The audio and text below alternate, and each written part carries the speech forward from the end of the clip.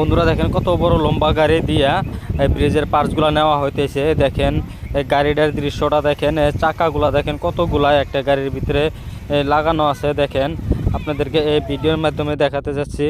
আর দেখেন এই ধুবড়ী টু ফুলবাড়ি ব্রিজের নিউ আপডেট আপনাদেরকে আজকে দেখাবো। আপনারা ভিডিওটা পরিপূর্ণভাবে দেখতে থাকেন।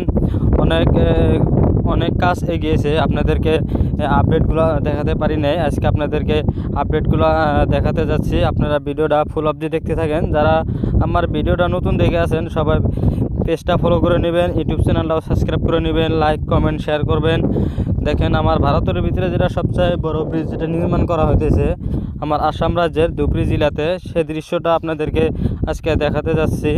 অনেক কাজ এগিয়েছে। দেখেন এই ব্রিজের সেকেন্ড সেগমেন্টের কাজগুলো দেখেন এই যে করা হইতেছে এরকমভাবে। দেখেন এই যে এইগুলা লাগানো আছে, এই ব্রিজের কাজগুলো করতেছে L&T কোম্পানি।